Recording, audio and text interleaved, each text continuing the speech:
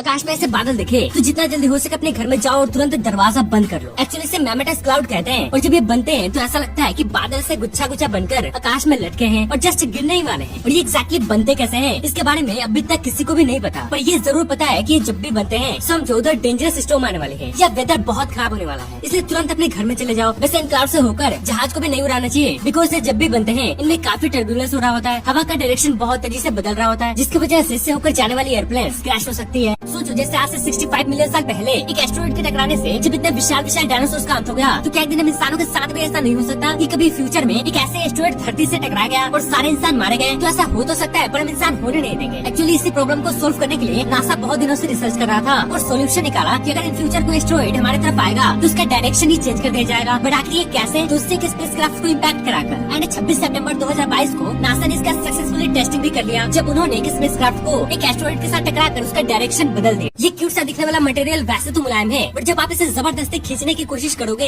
या किसी हार्ड चीज से मारने की कोशिश करोगे तो बहुत हार्ड हो जाएगा। एक्चुअली इस मटेरियल का नाम है D30 और ये मटेरियल प्रोटेक्शन के व्यू से बनाया गया है और ये वैसे ही काम करता है जैसे उब्लिक सब्सटेंस करता है, जिसे अगर आप प्यार से छुओगे तो लिक्विड रहेगा, बट अगर आप तेजी से हिट करोगे तो सॉलिड बन जाएगा। ठीक वैसे ये D30 भी काम करता है, बट आप इसे मोल्ड करके किसी भी शेप में ढाल सकते हो। इसको स्पेशली स्पोर्ट्समैन के हेलमेट में यूज किया जाता है, जो इम्पैक्ट के शॉक को एब्जॉर्ब कर लेता है, जिससे प्लेयर्स सेफ रहते हैं। एंड इसके अलावा इसे सोल्जर्स के आर्मर और सूट्स में भी यूज किया जाता है, जो उनको इंजरी से बचाता है। ये वीडियो बहुत वायरल हो रहा है, जिसमें बताया जा रहा है कि अगर आप अपने फिंगर की स्किन को ऐसे खींचकर छोड़ते हो और वो तुरंत अपने नॉर्मल शेप में आ जाता है, इसका मतलब आप भरपूर पानी पीते हो और आपकी बॉडी हाइड्रेटेड है। बट अगर आपने स्किन को ऐसे खींचकर छोड़ा और उसको अपने नॉर्मल शेप में आने में टाइम लगता है, तो आपको पर्याप्त मात्रा में पानी पीने की जरूरत है, बिकॉज आपकी बॉडी डिहाइड्रेटेड है। वैसे इस टेस्ट को स्किन टारगेट टेस्ट कहते हैं और ये फुल्ली प्रूवन तो नहीं है, पर डॉक्टर्स का अकॉर्डिंग ये एक्चुअल में काम करता है। बट कुछ डॉक्टर्स कहते हैं कि फिंगर से अच्छा अपने हथेली की स्किन पे ये टेस्ट करो। अगर खींचने के बाद स्किन जल्दी बैठ गया फिर तो ठीक है, अगर टाइम लिया तो आप डिहाइड्रेटेड हो। जैसे इस पेंटिंग को बेचा गया, ये खुद से ही कटकर गिर गया। एक्चुअली इस पेंटिंग को बैंक्सी नामक एक अनजान आर्टिस्ट के द्वारा बनाया गया था, जिसे लंदन के एग्जीबिशन में लगाया गया था। तो एक दिन इसका ऑक्शन हो रहा था, जहाँ पे एक बंदे ने इसके लिए 1.4 मिलियन देने की बात कही और जैसे ये डील डन हुआ और फाइनल हुआ, उसके बाद तुरंत वो पेंटिंग खुद से कटकर गिर गया। वहाँ पे सभी लोग शॉक्ड हो गए कि ये हुआ क्या। फिर बाद में उस आर्टिस्ट ने एक वीडियो रिलीज की, जहाँ पे उसने दिखाया कि इस पेंटिंग में उसने ऐसी सिस्टम लगा रखी थी कि जब भी इसका ऑक्शन होता है ये कट जाता। ये करके आर्टिस्ट ने बता दिया कि खूबसूरत आर्ट देखने के लिए होते हैं, पाने के लिए नहीं। कीचड़ में रेसिंग करने वाले रेसर्स का बॉडी पूरा कीचड़ से भर जाता है, बट उसके बावजूद भी ये रेसिंग इसलिए कर पाते हैं क्योंकि उनके हेलमेट का शीशा बचा रहता है। बट आखिर कैसे? तो दरअसल पहले क्या होता था कि मड रेसिंग करने वाले रेसर्स के हेलमेट के ग्लास में बहुत सारे पतले फिल्म्स लगाए जाते थे, ताकि जब भी कीचड़ हेलमेट के ग्लास पे आए देन रेसर्स उस फिल्म को निकाल कर फेंक दे। बट ये बहुत डेंजरस था, क्योंकि हाई स्पीड में बार बार रेसर्स को ये काम करना पड़ता था, जिससे उनका बैलेंस बिगड़ जाता था और वे गिर जाते थे। फिर आया ये सिस्टम, जिसमें जैसे ही कीचड़ आया बस इस धागे को पकड़ कर खींच दो, ग्लास साफ हो जाएगा। बट अभी ये भी करने की जरूरत नहीं है, बिकॉज आप बटन दबाकर ये काम कर सकते हो।